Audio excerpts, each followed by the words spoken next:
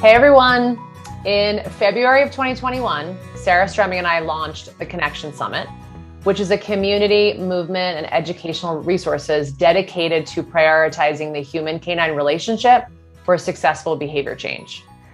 We love talking about the human end of the leash, so much so that we even hosted the amazing Emily Nagoski, co-author of Burnout, on our podcast to talk about that very topic, which we got so much love for that podcast episodes. Everyone was really excited about that topic. So with that said, Sarah and I are planning to bring Connection Summit inspired topics to both our podcast, Pause and Reward, and Cogdog Radio. We're going to bring them to you monthly to close out 2021.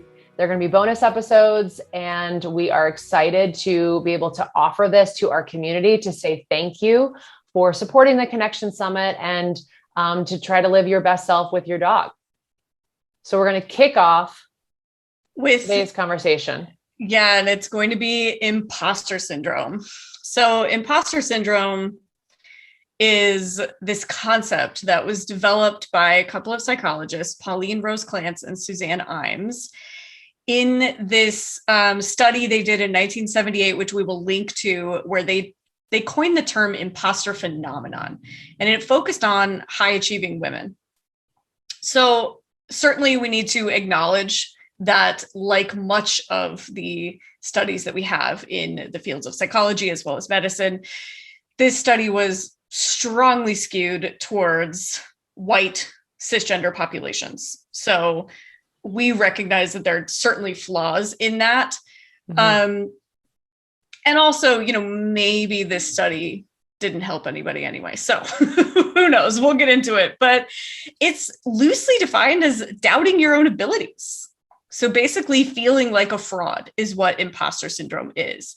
And it, unsurprisingly, disproportionately affects high achieving people who find it difficult to accept their accomplishments. So like you question whether or not you're deserving of any accolades that you receive. And I don't know about you, Marissa, but I find that I don't know any trainers that don't feel this way sometimes, including myself. Mm-hmm. Same. Yeah. So why? Certainly it disproportionately affects high achieving individuals. Mm-hmm.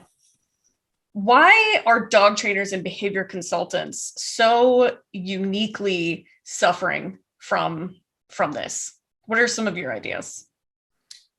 I think the first thing that comes up for me, because it's really hard for me, is that we're in such an isolating profession, right? We are individuals for the most part that have their own businesses, and we sort of are operating in this vacuum. And some people that are extroverted enough or confident enough like to reach out to other trainers and process cases out loud. And they have found a safe community in which to do that. Like, I feel very fortunate that I have that. Mm-hmm. And I understand that like some people are scared to do that, especially if they've had a really like aversive experience or punishing experience trying to reach out to somebody and that they felt judged or something like that. So I think it is that we are all sort of operating in our own little silos, and we don't get other perspectives or other professionals saying like, yes, that was a really good idea. Here's how I might tweak it the next time. But like, your original idea was really, really great. Right. So we don't get that feedback often. I think we have to truly cultivate it if we want it.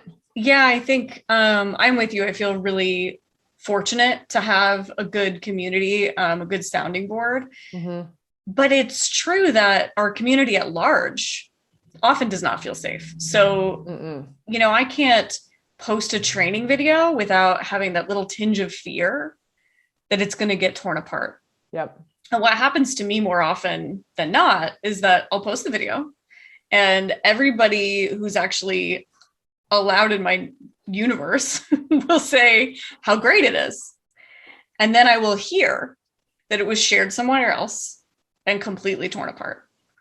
Oh, and so that's even creepier, right? Because totally I'm like, creepier. because now I really don't trust the accolades because behind my back, it is being shredded somewhere else. Right. So, and I see it happening. It's not just me. I'll see somebody share a video and say, you know, so-and-so, blah, blah, blah, and just go through it. And I'll see it and I'll go, that person is somewhere unaware that this is happening, but feeling like it might be happening. And it's just yucky. Like we do not praise each other enough. We do not tell each other what's right about what we're doing enough. We don't treat each other with the positive reinforcement mindset that we have for dogs. Yep. It's a huge problem. And I think it absolutely contributes to this. And I do think it's worth mentioning that women presenting human beings are, or, you know, people who have been socialized as women make up most of the industry. At least on the R+ side of things, we do make up most of the industry. So, and, you know, as flawed as the original study is, there's a reason that it focused on high achieving women in the first place, right? Yeah. And 2 women did the study as well. Fascinating. So yes. I will say that, you know, there are men in our industry that are on the R+ side that I know also suffer from this. We're not saying that it is just women presenting or socialized as women.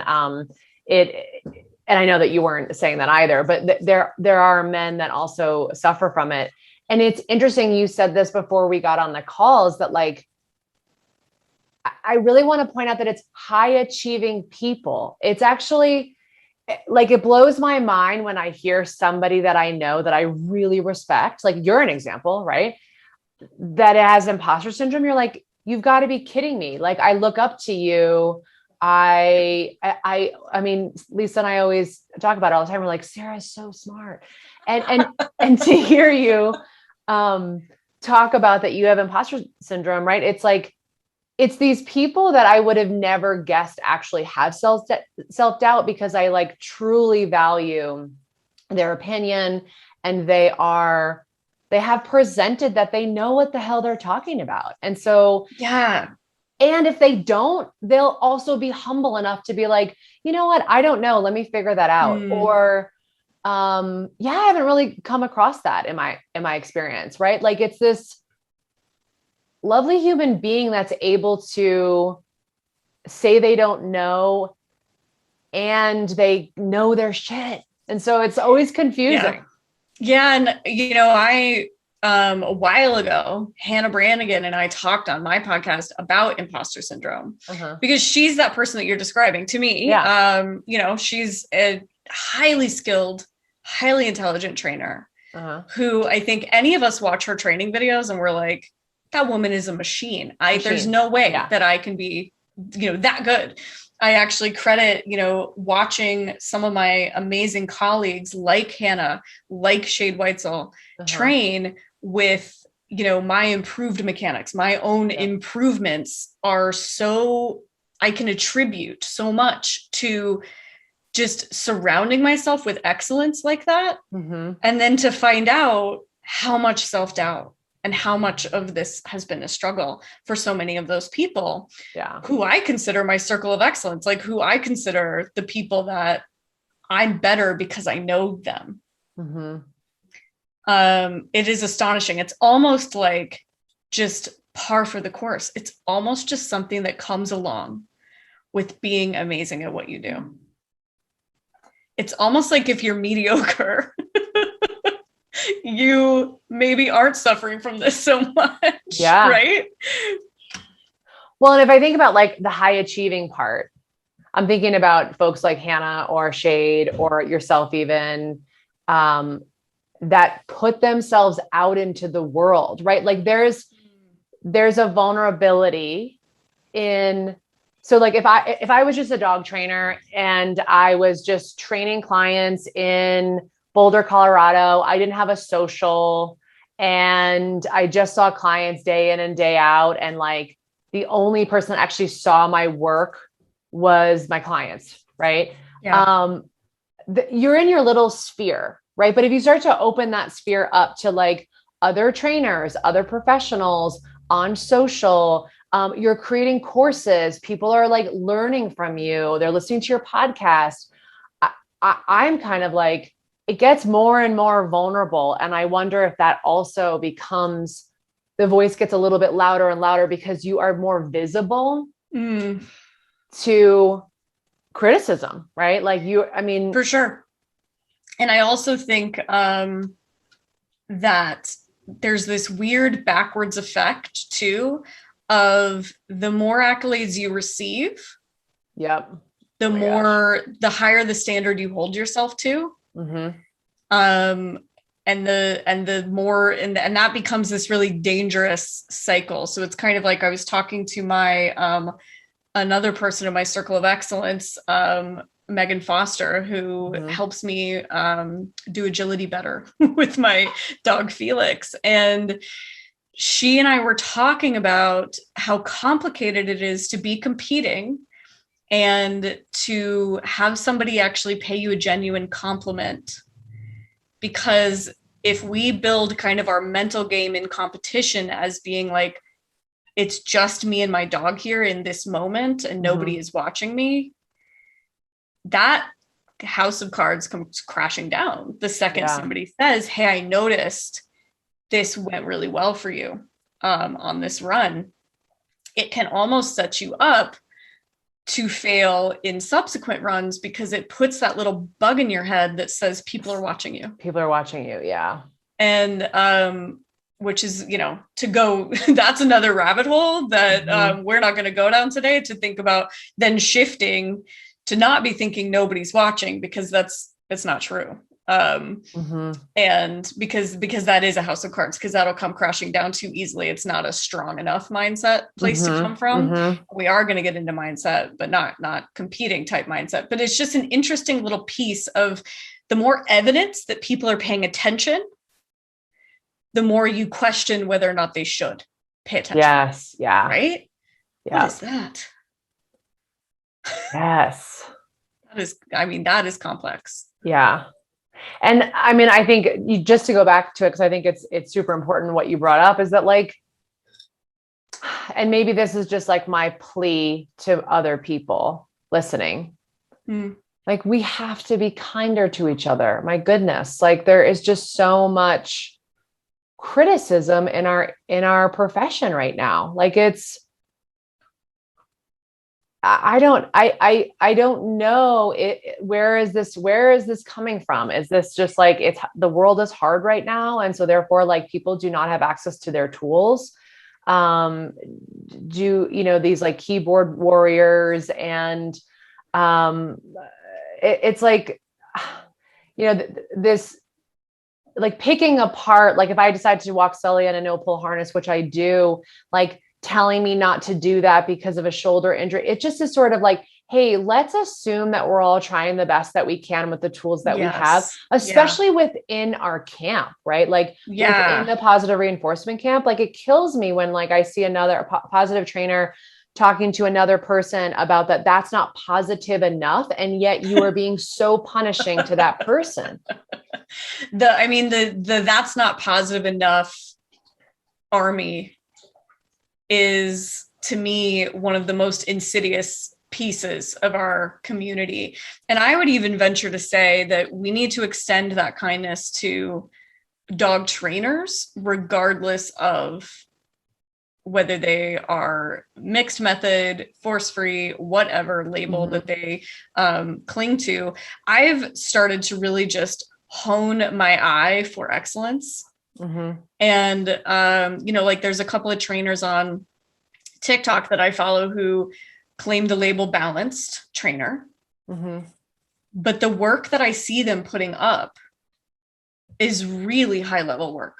There's one in particular that I'm thinking of that has been trashed by a lot of Art Plus trainers on that app, whose work I think is tremendous.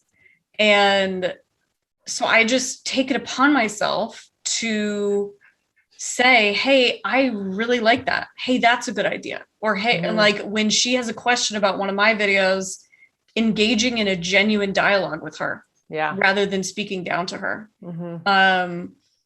I have news for everybody. That feels so much better.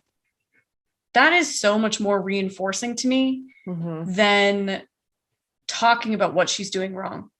There's certainly things that she does that are not within my toolbox. Yeah. There are things I do that aren't within hers. Mm-hmm. Finding where we meet, finding where we actually connect, like that space in the middle on the Venn diagram, like that's where, if we could all get in that space and really embrace that space, I think we could see a lot less of this, a lot less of us feeling like we're frauds, you know, because the more you tell somebody else they're a fraud, the more you are going to feel like one. Yep. So it's kind of like when if you have a thought in your mind about somebody making a judgment about you.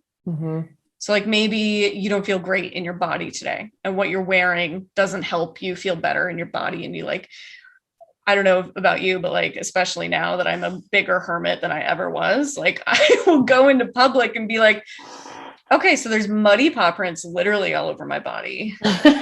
And the black leggings I'm wearing are covered in white dog hair because my dogs happen to be black and white. So I'm screwed no matter what I wear. Screwed no matter what, yeah. And I'll just suddenly maybe have a moment where I'm like, do I even like look acceptable to be in public right now? And the truth is that that's just the voice in my head that says everybody's looking and they care. Yeah. When in reality, if I can stop looking at other people like that, which I've made in the last probably 10 years of my life, conscious efforts to do, then I feel less and less like that. And I care less and less what I'm wearing or what, as is evidenced by if anybody's seen me ever. Like I just care less and less. Like I just care if clothes feel good on my body now, rather than caring if I'm wearing, you know, something that I don't know that somebody you're up to some like. standard. Yeah. Right. Yeah. So I think if we quit dragging other people through the mud, we quit assuming that they're dragging us through the mud too. Yeah. I wanted to say, I appreciate that you bring up the fact that like newsflash, like you felt better when you were trying to find the middle ground. And I just want to tell a brief story about my amazing colleague, Jenna Tatey of Think Smart Dog Training. We just did a Facebook, Instagram live about this, so she was walking her dog. There was a woman in front of her really struggling with her two bassets, and they were like starting to like do the basset baying, right? They were like just really starting to wind up. Right. And she observed the woman sort of leash correcting and yelling and like getting more flustered. Right. And there are I mean, I don't know about you, but there are those moments where I'm like, okay, what do I do? Like, do I lead by example and like give this woman like some space and feed silly while I'm passing? That feels like self-righteous in a way. Like, do I tell her like, it's okay? Or do I just ignore her? Like, what do I do in that moment? And Jenna was sort of like processing all of this and going like, gosh, what can I pull in my bag of thoughts of like what I could have done differently when I'm engaging with a person and I need to get around them. And she turned to the woman and she said, those are the most beautiful basset hounds I've ever seen. And immediately, right? Like just connect, just find the connection. Find the connection in like, and what I loved about it is that it wasn't about the behavior, because I have done that in the past where I've been like, it's okay. Like, right. You can easily be like, oh, my dog's a jerk sometimes too. Totally, like connecting that way is probably what my go-to would be. But what a beautiful, different way to go, to be like, let's both talk about what's great about your dogs. Let's both think about what's great about your dogs. And she said like this woman's face, like if she had a video, like this woman's face was just like, and like a huge smile. She like changed her body language. She stopped leash correcting and the dog's relaxed, like obviously. Right. And because so much, that woman was probably operating from such a place of embarrassment. Totally. We all do that. Totally. When you yell at your dog or leash pop your dog, it's so often for somebody else's benefit because you're embarrassed. Yeah. And you want to feel in control and like, yes. And so just disregarding anything you might be embarrassed about and picking out something you should be proud of. Yep. Like, what a genius, your brilliant. friend. And so why I brought that up is because Jenna reported that she felt great. Yes. Like, it's fascinating. She was like, oh, wow. Like, this is so great. Like, I don't know if I taught that woman anything, but I just was like able to give her the social nod, if you will. Like, well, yeah. And it's not your job to teach her anything right then. Yeah. And you might be a dog trainer, but you're not her dog trainer. Yep.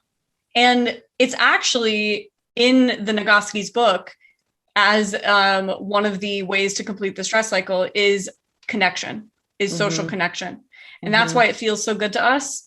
So one of the things, just one of the ways that you can overall be happier. So like in the psychology of happiness, one of the ways that you can overall be happier is to pay people genuine compliments throughout your day, or smile and be nice to a person. So like I will try to say something nice to the person checking my groceries.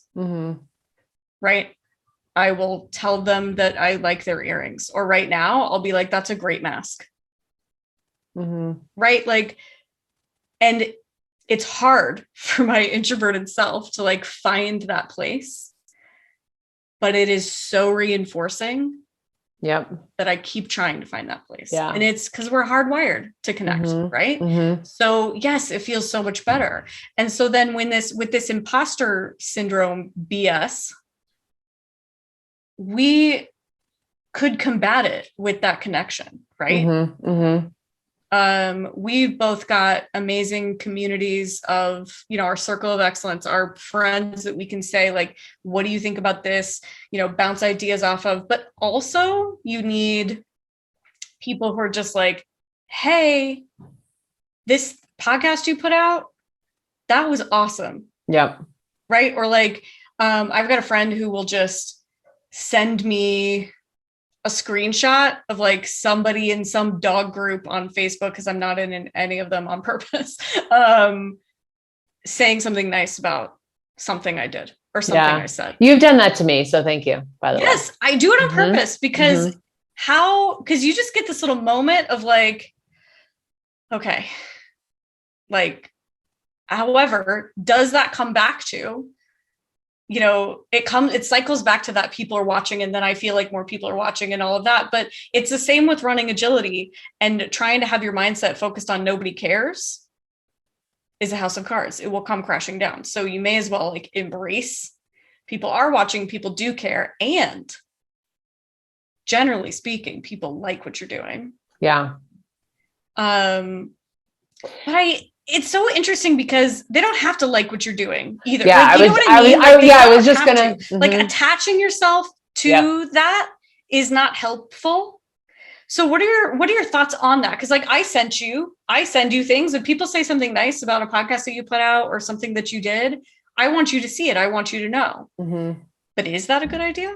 Yeah, it's really interesting because I had a conversation with a colleague about this because I'm constantly giving him accolades. And then he was like, you know what? He said, thank you, but that's bad for me. Yeah, totally. Yeah. And I was just like, and I feel that way. That is a mind-blowing moment. Yeah.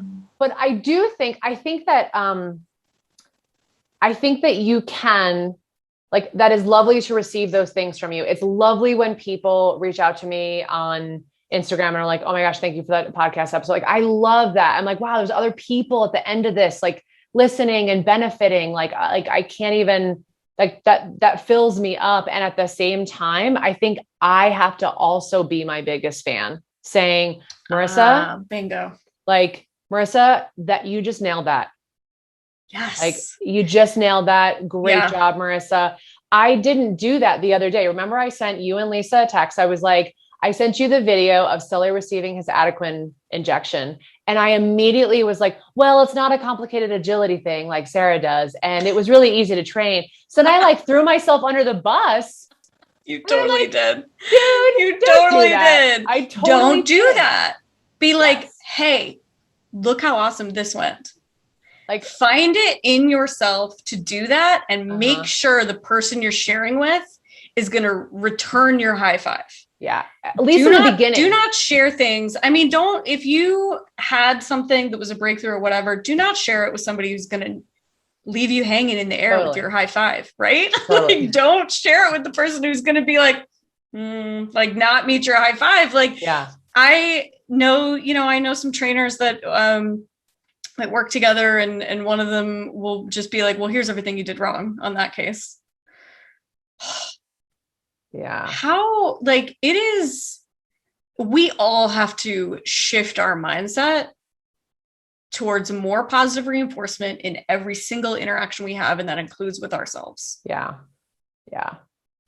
And I like what you said in the beginning about like, the more you can do it for yourself, it's where you have to start. Yeah. It's where we got to start there. The more we're going to do it with others, right? Like, I'm so hard on myself, and then it bleeds over, unfortunately, into my relationship with Scott. Right. I don't think I'm that hard on my friends, but I think that there is this, it's like, oh, wow, is there something going on within yourself today, Marissa? And then now it's almost like the pressure or the hardness that I put on myself, it like leaks out and like, affects other people in my sphere. And so I think it's really important for us to be doing that work with ourselves. Like, yes, it's great to receive it from our colleagues, and we need to be the ones saying like, great job. And, oh, you learned something? Awesome. You're a living human being that is going to learn. So that's the other piece to this, I think, is that we need to be able to, when it's not all going to be sunshine and rainbows, when you did screw up, I feel like the key, again, to not having this imposter feeling rule your life is being able to give and receive feedback that helps you grow and that helps others grow. Because, hey, you hit that one out of the park, look what everybody's saying, makes you feel nice. But sometimes you get feedback that doesn't look that way. And you have to be able to take it. You don't have to take it from everybody, but you have to be able to accept it as it isn't a personal judgment on you. Right. So like, if I had a client tell me once that something that I routinely did in seminars was a problem, and I didn't know that it was a problem. So it was basically, I'll just comment to a working team with their dog that I really like their dog. And I'm coming from a place of like, I have a genuine affection for this specific dog, which I don't I love all dogs, but there are certain dogs that I'm like, I'd take that one home. Like, you want to put that one on the plane with me? I'm taking it back. Right. And it's rare. If there's even one in a seminar, it's like new it's like, ooh, that's exciting. Cause I got plenty of dogs. I don't need any more. So you don't need any more. So, the really interesting thing though, is that I thought, I didn't even think too much about it. I just wanted to share with this person how cool I think their dog is. Yeah. And then somebody whose turn was after one of those dogs at a specific seminar, she heard me say that to that person. And she told me later that made her feel terrible because I didn't say it about her and I didn't say it about her dog. Yeah. And I was like, oh, wow. Like, because I don't want to make anybody feel bad. I don't want to make anybody feel terrible. And I could easily be like, well, she needs to get over it. That's her problem. Like, that she needs me to like her dog as much as the other dog and blah. Like, I could easily be that person. Or I could be like, do I want to make anybody feel yucky at the expense of making somebody feel good? No, I don't. So I don't do that anymore. If I think your dog is the coolest dog in the seminar, you're not going to know. Yeah. Or you're going to shoot them an email afterwards. Or I'm just, I'll shoot you a message later and be like, hey, I thought your dog was so cool. Yeah. It's so rare anyway that it like kind of doesn't, like usually it's just a bunch of dogs and I'm loving each like individual experience that everybody's having. But you also need to take that and not take it as a personal attack. She stated it really bluntly. She was like, you remember you said that? And it was really, and I was like, yeah. And I was really remembering the moment. It was really great. And she was like, yeah, well, it made me feel like shit. Yeah. And I was like, whoa. Yeah. Yeah. And I appreciate you bringing up like what's hers and what's yours, and what will you do differently moving forward based off of what is yours. And I mean, somebody could have potentially heard that or received that and been like, I screwed up this whole seminar. I'm a bad teacher. Like, I think this is what the imposter syndrome, quote unquote, and we'll talk about that. But what it does, it's like, it takes one little thing and like catastrophizes it. Oh yeah. And it's like, you spiral down that like, now, like you're not a good teacher and that, you know, you made someone feel like crap and whatever. And it's like, whoa, this was just some feedback. Choose to receive pieces of it. Cause it's not always ever about you unless you were like literally trying to manipulate the situation. And it's not like, I love that. Like, it's not your identity. I think for like Sarah Stremming is enough because Sarah Stremming exists. That's really hard. Don't you think we as a profession attach our self-worth to our work on an unhealthy level, just almost as a matter of course? Like it's just kind of, if you don't think of your work as life and death and all of, and completely tied up in your worth as an individual on this earth, then you're not good at what you do. Yeah. I mean, it feels like that all the time. Like I've had my coach watch some of my sessions and she's like, Marissa, you are enough just sitting there and holding space for somebody. And I'm like, no, I'm not. I didn't do right. Like, and I could have done this differently and like all these things. And it's like, no, I will catch myself giving too much information. That's when I know I'm feeling impostery. Good. That's when I know I'm feeling impostery, is when I am throwing information at people that they do not need, that they cannot even process. So true. I'm like, I'm going to give you 15 YouTube links to explain 3 things. Oh my gosh. Garbage, that is Sarah. You're lucky if they watch one. Like, come on. Yeah. Ooh, that's a really good like call to action for the listeners. Like, when do you feel like, what behaviors, what are your symptoms? What behaviors are you performing when you're starting to have this internal antecedent of, I feel like a fraud? Yeah. And like because I 100% agree with you. I definitely start to like fill in more space and I've caught you doing it. Like we've been talking about it and I've been like, why is this in here? And you're like, well, I just felt like I needed to like bulk it out or give them that. Right. And it's like what do I always say? If you cannot explain something without jargon, you don't understand it well enough. And we have to quit, spewing the why at people all the time and just tell them how and tell them what. Yeah. I totally think that stems from this. I totally think we start to feel like a fraud. So and I've done it. I mean, I will think back to some of my first classes that I taught. Why was I ever trying to explain to pet owners what the 4 quadrants of operant conditioning are? Oh my gosh. Right. Who was I? Yeah. I was a baby trainer who felt like a fraud. That's who I was. Yeah. I was a baby trainer who didn't feel like I was good enough to be doing this. And so I spewed jargon and information at them. We do it all the time. Yep. We do it all the time.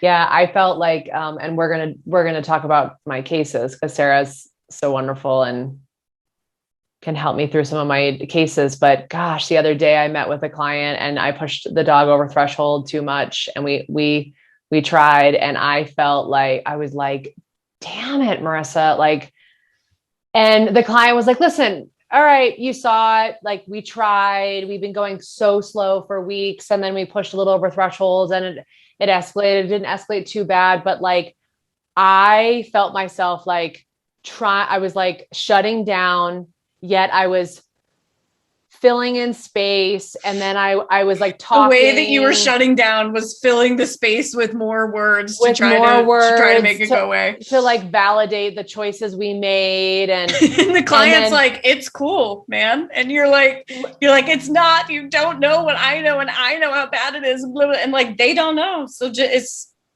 also, what do we talk? Also, if you don't push them over threshold sometimes. Yeah. Like we actually learned you're not pushing hard enough. Yeah. Yeah. Like we actually learned quite a bit. Yeah. And it was the first time we had done it in like 3 weeks. But I love these clients so much. So I literally said to them, I said, hey guys, I'm feeling really bad that like, oh, I feel like I didn't set Nico up for success. Like, how are you feeling? Like that was a little bit unnerving for both of you. Like, how are you feeling? And they were like, listen, like, it's almost like I forgot regression and pushing over threshold is a part of it. And I was trying to keep it really perfect for them. So then therefore it wasn't perfect. We do that. And then I was the imposter, right? It is our disease as our plus trainers. Man. Our disease as our plus trainers is that we think that if we didn't orchestrate it to go perfectly with zero errors and certainly zero regression and certainly zero going over threshold, that we completely trash the whole session. That's not real. It's so not real. Real life is just messier than that. Yeah. It's just messier than that, right? Yeah. And actually, it's probably valuable to have it happen with the professional there so it can be talked through, because it's going to happen to them without you there. Mm-hmm. Yeah. And I think, we wound up talking through it, but part of that was, I'm like, oh, I'm feeling,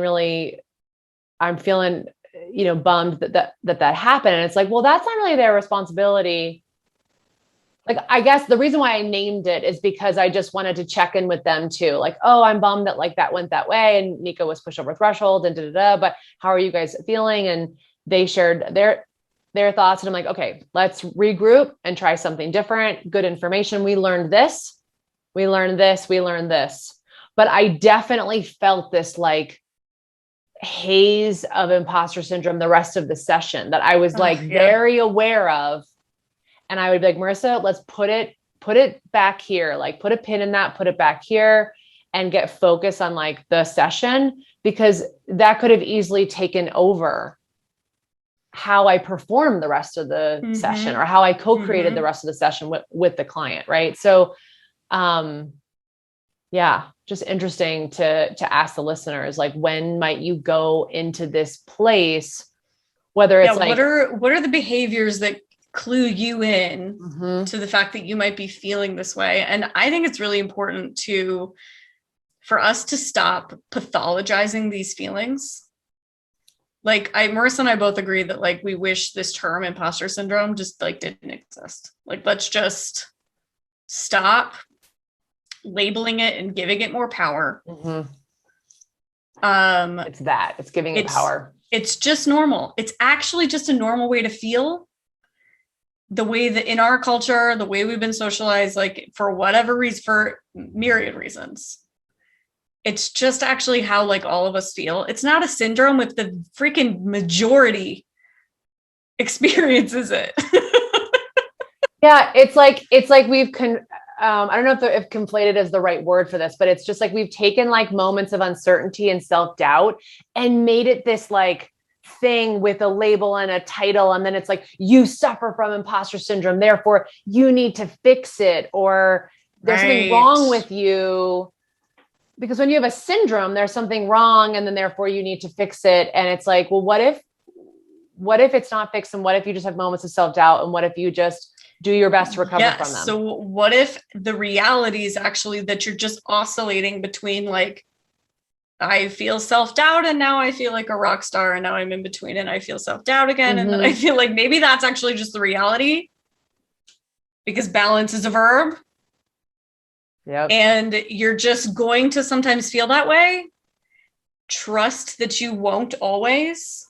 And be aware of it. Like, check yourself. Like, when I start to throw too much information out there, notice that I'm doing it. Check in. Be like, hey, you're feeling a little bit unstable right now in your advice giving. What is that? Mm-hmm. And I think the question that you constantly bring up is just, is it true? Just ask, is it true? Mm-hmm. Because if you ask yourself in your session with the dog that you were just talking about, if you were able to just like pause the room and just kind of go, okay, you're feeling like you really completely destroyed this session. Is that actually true? Yeah, Did you destroy it? No. The answer is always no, it's not true. Well, it's really interesting. I'm like, what is the antidote to imposter syndrome? Is it that you have to know everything at every given moment and get everything perfect? You never get anything wrong ever again. Yeah. So Good luck. Like, in order to not be an imposter and suffer from this syndrome, you have to do this totally unrealistic thing and be this unrealistic person. Like, yeah, good luck. No one's recovering from this syndrome or like being, do you know what I mean? Right. Because it's not impossible. A syndrome. It's just a normal feeling we all oscillate towards. And our keys are just to realize it's a normal, okay, valid way to feel. And also that the way out is to be aware that it's happening, ask if it's true, lean on your community, build and cultivate that community so that you've got it to lean on when you feel this way. And it has, in order for it to work, in order for that community to work, it has to be people who will tell you when you're wrong. Yeah. That to me is something we don't necessarily do enough. We build a community of people who only tell us we're awesome all the time. If we build a community at all, which I think a lot of us don't, right? You can't have a community that tells you that you're always wrong, that never tells you what you're doing right. That doesn't work. And you can't have a community that only tells you the positive. Yeah. It has to be a true collaborative effort between you and some other people who will say when things could be better and how, who will say, that's actually not true. Here's what is true. Rather than, if you said, hey, I'm doing this case. What do you think about it? And I said, killing it. Have at, you're so awesome. Look how, just keep doing it. That would not make me that person in your community that helps you feel less of a fraud, because now you're like, okay, but where's the truth? In what you just said. Yeah. When I can actually say, look at how awesome you coached them in this moment. And then also, did you hit these bases? And you'll go, wow, I missed 2 of those bases. Okay. And then you go, you know what I mean? It's so important to have people who, if you don't trust them to tell you when you're actually wrong, then they're not going to help you get out of this. Right. And if you don't trust them to also tell you when you're right, then again, same problem. Yeah. Feels yuckier, but same problem. So I think the cohort of your trusted colleagues is so important here. You can't just rely on people on the internet. You put a video out and you rely on them to tell you what you're doing right and wrong. That's not going to go well for you, I promise. Yeah. Right? It's got to be people you trust to tell you the truth. In a kind way. Yeah. Yeah, in a way that helps you grow. And being shredded does not help anybody grow. Yeah. Right? Saying, what were you thinking? Not gonna help, right? Yeah, not gonna help. And we do that to ourselves enough. It's like, gosh, people really don't need to add that additional voice.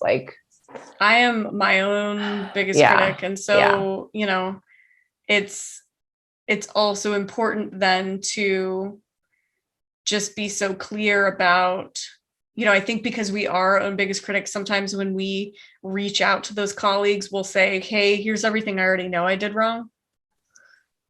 When honestly, that's sometimes not even helpful either. Mm-hmm.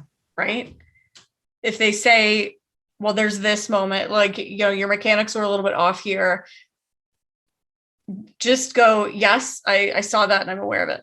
Mm-hmm. Right. And then next point, you don't have to qualify it with like, I know I can't keep my hand on my tree pouch. And I know that I was late at second 47. And I know just shut up, let them look at it. Let them talk to you about it. So often I'll look at a student video and I'll be like, I know you know this. But this is a consistent issue. So how can we work together to repair that issue? Yeah. Right. So I just think that when we say cultivate a community that you can lean on here, it has to be that kind of authentic community. Yeah.